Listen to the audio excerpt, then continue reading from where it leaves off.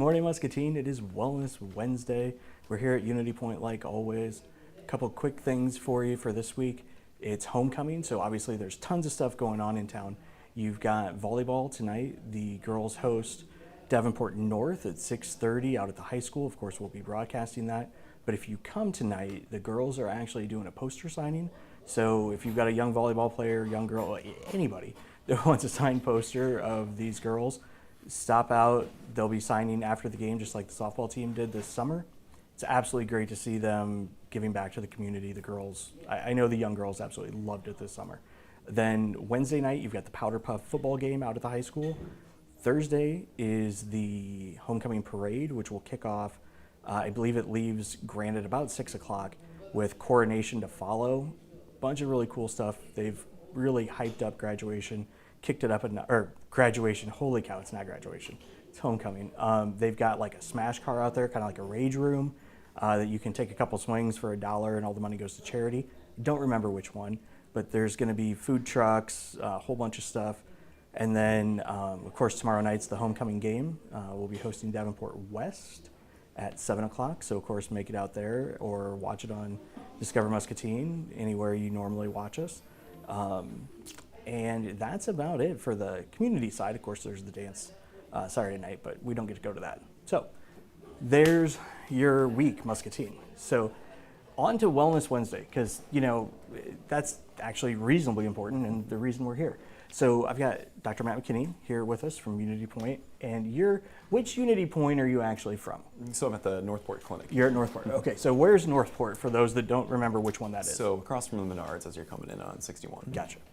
Okay, so, and if you could, just introduce yourself for those that don't know you, a little bit about what you do, and then we'll dive into some of this pediatric adult transition stuff. Yeah, so I'm Dr. Matt McKinney. I'm a family medicine physician at the North Port Clinic. I'm seeing patients from newborns all the way up to geriatric care. Gotcha. Okay, so one of the things we talked about last time you were here was like well care visits, the difference between like a well care visit and a sports physical and all that fun stuff. So one thing that would probably make sense for us to follow up on is, what kind of things are you seeing your kids go through as far as like health transitions at the different age brackets? So like, if we start like pre-K, so like what are some of those like developmental milestones and things that you look for in that pre-K area? Yeah, so around that time frame, you're looking to make sure that they are, meeting the milestones consistent with their peers, making sure that they're having steady increases in their height, weight, and that they're growing appropriately, and making sure they're up to date on like their immunizations. The biggest one, or one of the big ones, is just making sure that they are, age-appropriate developmental milestones, which changes based on where they're at specifically, and making sure that they're keeping up with their peers. Well, and one thing, it's so much of a preventative function at that age. I remember, well, and even all the way through like elementary and probably all of pediatrics in some ways, but Dr. Schultz from Vision Center was on a couple weeks ago talking about their 50th anniversary, and he was talking about a kid, I don't remember the details of this, so just Dr. Schultz, don't bust me on this one, but the concept was there was this really bad eye thing that a kid had, and it was the sort of thing that like if he would have been able to do a full eye exam, they could have caught it early, wouldn't have happened, like whole thing. And it just kind of strikes me like, for us, luckily I've got my wife Melissa who handles all that stuff, and I mean, not that I can't, but how important those well checks are. So after, so you get into elementary school, so you're in grade school, what are kind of the things that you're looking for there? Yeah, so you get into the kind of the grade school age, more of kind of cognitive development. They start hitting growth spurts, and then they might start to have kind of physical, emotional changes as they start to get up into the kind of preteen or into the teenage area. Yeah, I've noticed we've got an 11-year-old. I'm glad he doesn't watch the show, but like all his friends, like you can tell they're at this stage. So he plays football, right? And they're at this stage where some 11-year-olds, like there's literally a kid on his team bigger than me, right? And then there's my son who's, I'm not going to say how tall he is because if I get it wrong, he'll nail me. But he's still really short, really slight. And they're, within 3 months of each other, right? And so it's really kind of a weird time as a parent because you're like, should my kid like, and like he lost another tooth, like is that normal? Like it dawned on me, he's still got like a bunch to go, right? So as they start that puberty area, like, I mean, where does that usually start for kids? So it's pretty variable. Girls typically start a little bit earlier than males, but yeah, anywhere from 9 to 11 for girls, and then on up to anywhere from on up to 15 for males. It can be quite variable. Gotcha. So as they hit middle school, obviously, you're probably going to have that puberty stuff. And what does that even look like? I mean, like I've heard horror stories in some ways, but I'm sure it's not really that bad. But like, what are you looking for? What are the kids going through? Yeah, I mean, again, it's very extremely variable amongst patients, but they'll have changes in kind of their voice, their height. They'll start to develop secondary sex characteristics, and so some of these changes can be pretty significant for them. And so getting them in to see their providers can sometimes kind of answer questions for them as they're going through this process, and maybe they don't feel comfortable discussing in front of their parent, guardian, and whatnot. The one that I didn't even, I mean, again, now that we're going through it, but like as they have like growth spurts even, like coordination can like disappear overnight almost. And then it comes back, like, as soon as they kind of get used to, oh, now my arm's this long, or you know what I mean? Yeah. Like, especially when you're watching them like trying to catch footballs and, hand-eye coordination kind of stuff. But so then, obviously from that age, you're starting to hit high school and you start having like these adult transition conversations. So what does, obviously, when you're a parent, they're younger, you're kind of the one in charge of the healthcare show. So how does that transition happen? Like, is it like, boom, poof, you're done, or like, what does that look like? Yeah, it's a gradual kind of transition, and so kind of encouraging independence throughout all their visits as they age a little bit. There's not necessarily a defined age per se. A lot of it will depend on where the child's at developmentally.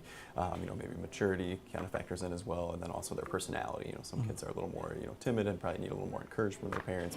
Others may be a little more bold and able to kind of make that transition sooner. Yeah, bold isn't a problem. Like Wyatt decided this is when he was younger, he decided he didn't want a shot. So he literally hopped down the table, ran, and took off down the hallway, right? So I think he'll be fine.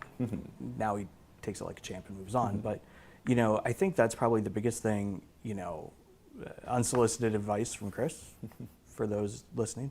If you're going through those, make sure your kids are involved very early in their healthcare so that they understand it's a normal thing. And like, it's sometimes weird to talk about some of the stuff that you're talking about with a healthcare provider, especially if you don't know them. But like getting them comfortable with the concept of like, okay, we're going to have a conversation. There's going to be somebody you may not know or you only see once a year, and that's okay. Like, it's okay. This is like one of those safe areas. It's fine. We lucked out that Jenny, his provider, actually had our daughter as well. So there was like a nice built-in connection there. But I would imagine getting across that barrier and, like maybe a kid that's perfectly fine in elementary school as they're going through puberty or something like that, they may change how they want to talk about it. You see that kind of thing happen a lot? Certainly, yeah, and that's another reason to making sure that you're having your well visits leading up to those years too, because if you're plugged in with that provider and they have a relationship with them, they know them well, the child's gonna be more open, or the teenager might be more open to discuss some of the concerns that they have versus seeing someone for the first time. So when you start to make that transition into adulthood, do you is it like switch providers? Like what does that whole process kind of look like? Yeah, I mean, it depends. If you're following with a pediatrician, then as you get closer to around age 18, something to start looking into. If you're following with someone who sees all ages, then it's not necessarily anything that you need to change specifically. I would say the biggest thing working with your child would be making sure that they know like your family health history. Just because, especially in like first degree relatives, because that can impact different screenings and whatnot. Right. And then just trying to help them navigate the healthcare system as far as like making appointments. When to seek evaluation, things like that. Well, and I would imagine we aren't this far yet, but actually this probably isn't a bad idea. Like the MyChart app, the kids are going to be fine with that. Like just get them the MyChart app, get all the permissions set up, because You can still see it up to a certain age. We don't need to go into all those magical details, but they can also release it so you can see it. It's like a whole thing, right? They know what they're doing. But then your kid can like see their appointments. They can, message their providers. They can do all that stuff kind of directly to give them that autonomy, that's the world they live in, right? Like, you know what? That's actually something we'll probably do tonight, just so that he's got it. Because then you can make sure the health history is in there, like go through it with them, make sure that you get all that information once, and then the cool thing about my chart is if you're somewhere else, they can actually like share the data back and forth, and and then they've just got access to it whenever they need it. Yeah. So that's again more unsolicited advice from Chris, because you know what, it's our show. We're going to give you unsolicited advice. But so is there anything else that you can think of that you wanted to mention, like in this area of like as kids transition and as they hit these different milestones?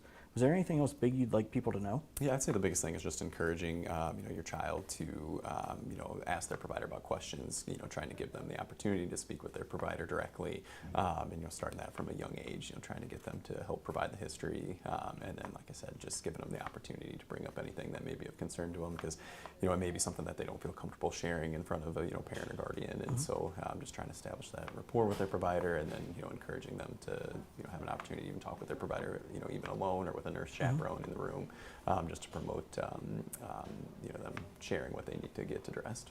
Which absolutely makes sense, and it's across every subject. It's not just healthcare. As they grow and they do those transitions, it's how do you navigate these things? And that's really, as a parent, all your ultimate goal is to have a self-sustaining adult, is what I always say, right?